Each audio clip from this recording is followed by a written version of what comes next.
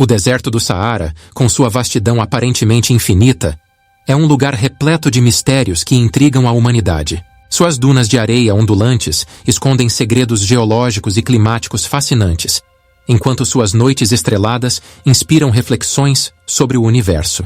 A adaptação incrível da vida no Saara, como as plantas resistentes e os animais adaptados, nos lembra da incrível tenacidade da vida. As ruínas de civilizações antigas, como a cidade de Gardaía, contam histórias de sociedades perdidas no tempo. Além disso, aparências naturais, como o misterioso Círculo de Richat, desafiam nossa compreensão. O Saara também é um local de importância cultural e histórica, sendo parte fundamental das rotas comerciais transsaarianas. Em resumo, o deserto do Saara é um lugar de beleza, desafio e mistério que nos lembra da imensidão e da diversidade da Terra. Mas antes de começarmos, não se esqueça de se inscrever no canal e ativar o sininho para não perder nenhum dos nossos vídeos sobre história e arqueologia.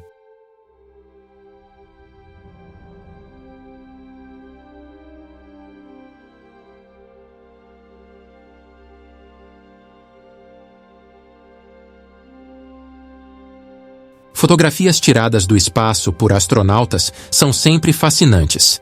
Mas este exemplo mais recente, capturado no início deste ano na Estação Espacial Internacional, é talvez um dos mais incomuns que já vimos. Situada nas montanhas do maciço Tibeste, no deserto do Saara, que se estendem pelo Chad e pela Líbia, esta bizarra estrutura em forma de crânio pode parecer um trabalho de Photoshop, mas na verdade é uma imagem genuína de uma caldeira vulcânica gigante conhecida como Troll al-Natron.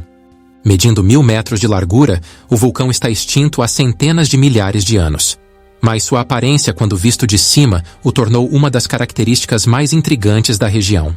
A cor branca do crânio deve-se a uma mistura de vários compostos salgados, enquanto os dois olhos são, na verdade, cones de cinzas elevados acima do resto do fundo da cratera. O afastamento de Troll al-Natron torna difícil o acesso dos cientistas, escreveu a NASA.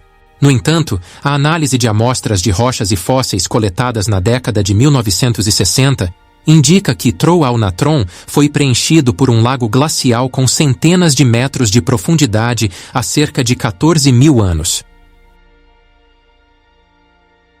Historiadores e arqueólogos exploraram, ao longo dos séculos, os mistérios por trás da grande esfinge de Gizé. Como era originalmente? O que foi projetado para representar? Qual era o seu nome original?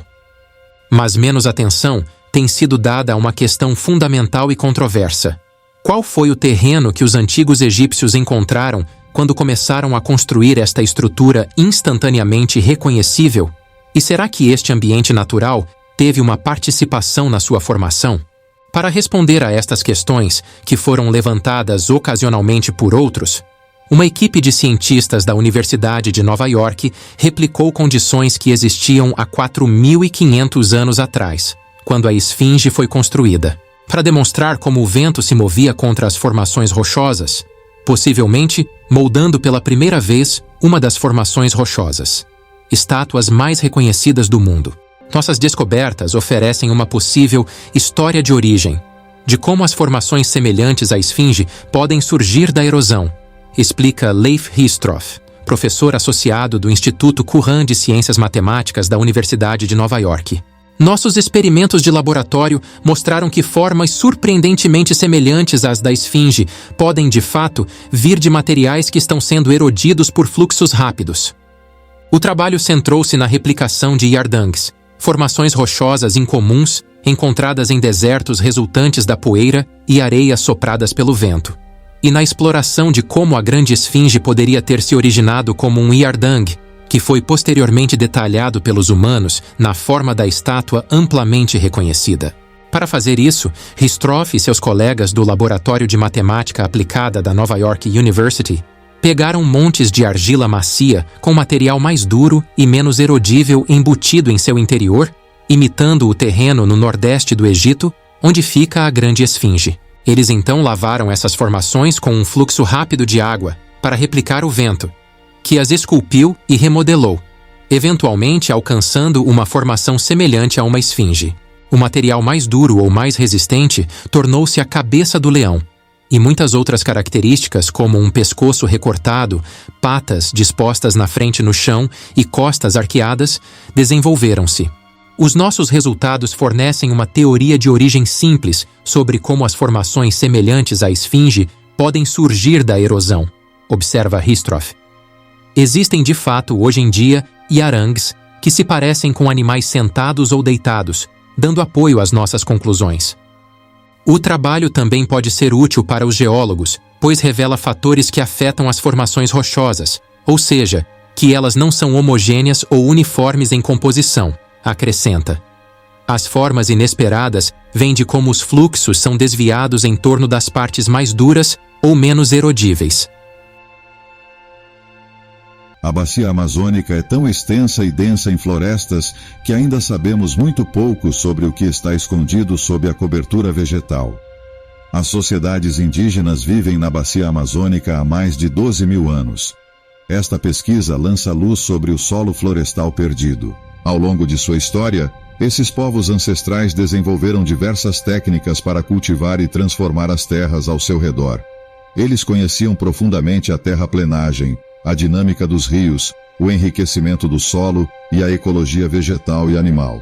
Isso lhes permitiu criar uma paisagem domesticada muito mais adequada para a habitação humana. Estas transformações paisagísticas e as estruturas de terraplenagem que criaram tiveram um impacto duradouro na floresta em que viviam. No entanto, o tamanho e a escala destas transformações não são bem compreendidos.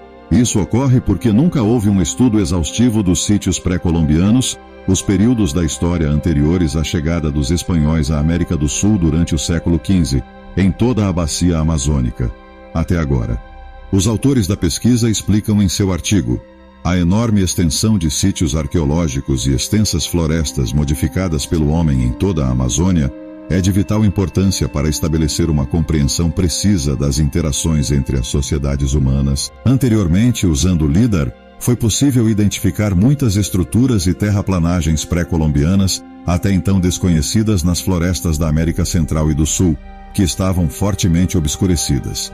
Esta técnica utiliza essencialmente luz para escanear e mapear o mundo sob a copa das árvores. Usando esses dados, Vinícius Peripato e seus colegas examinaram mais de 5.000 km² de dados LIDAR e descobriram 24 estruturas humanas desconhecidas, como aldeias fortificadas, estruturas defensivas e cerimoniais, assentamentos no topo de montanhas e geoglifos, em vários locais da bacia. Isto pode parecer impressionante, mas o território estudado representa apenas 0,08% da superfície total da Amazônia. Ainda há muito para descobrir. Entre 10 e 20 mil estruturas para descobrir. Isto pode parecer impressionante, mas o território estudado representa apenas 0,08% da superfície total da Amazônia. Ainda há muito para encontrar. Entre 10 e 20 mil estruturas para descobrir.